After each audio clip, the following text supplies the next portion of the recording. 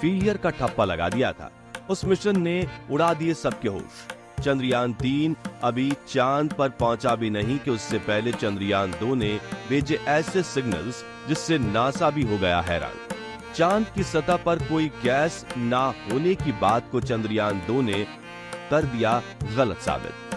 दोस्तों, कुछ दिनों पहले इसरो ने अपने नए स्पेस मिशन चंद्रयान 3 के तहत अपने रॉकेट LVM-3M4 को सक्सेसफुली लॉन्च किया था।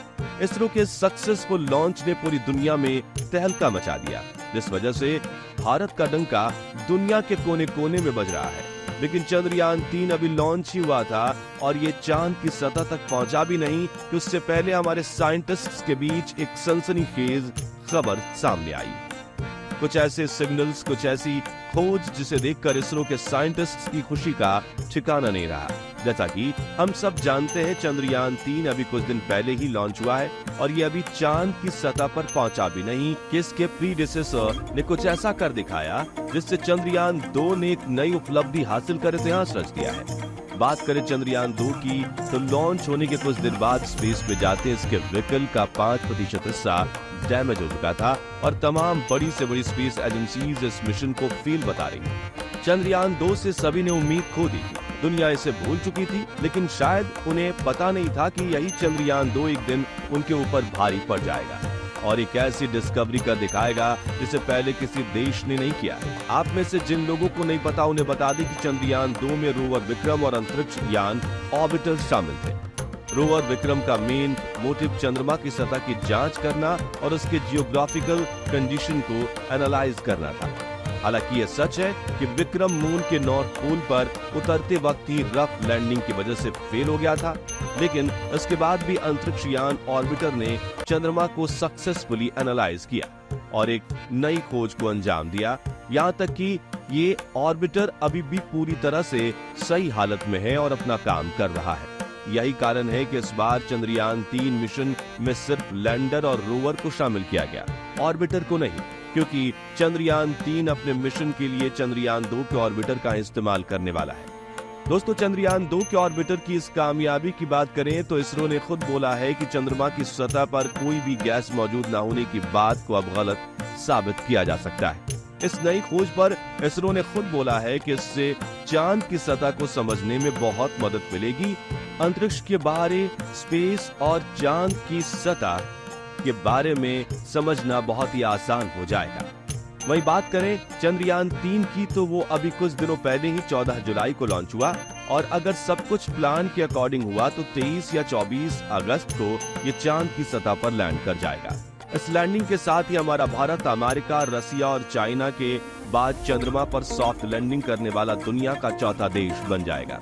ऐसे में इस मिशन से सभी भारतीयों को काफी उम्मीद है। अब देखना वाकई दिलचस्प होगा कि चंद्रयान 3 मून पर लैंड करने के बाद और कौन कौन सी ऐसी खोज करके दिखाएगा जिससे कि हम अंतरिक्ष को और भी अच्छी तरीके से एक्सप्लोर कर पाएंगे। सिर्फ वायुमंडल में ही नहीं, बल्कि ये इक्विपमेंट चंद्रमा की सतह के नीचे रेडियोजेनिक एक्टिविटी को भी समझने में मदद करेगा। यानी चंद्रमा की सतह और उसके आसपास के वायुमंडल में होने वाली गतिविधियों को समझने में ये कामयाबी बेहद मदद करेगी। साथ ही ये खोज चंद्रयान 3 जो लॉन्च होने के बाद लगातार चांद की ओर बढ़ रहा है, उसके लिए बेहद मददगार साबित होने वाली है। ऑर्गन 40 इसलिए भी इतनी इंपॉर्टेंट खोज है क्योंकि ये इनिशियल स्टेबल गैस में से एक मानी जाती है। साइंटिस्ट्स का कहना है कि ये गैस चंद्रमा की सतह के नीचे पाए जाने वाले पोटेशियम 40 के रेडियोएक्टिव डिसोल्यूशन से पैदा होती है।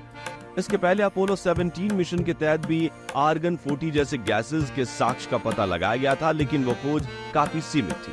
वहीं इस बार एटमॉस्फेरिक कॉम्पोजिशन एक्सप्लोरर सेकंड ने -60 डिग्री से लेकर +60 डिग्री के लैटिट्यूड के रेंज में आर्गन 40 गैस का पता लगाया है।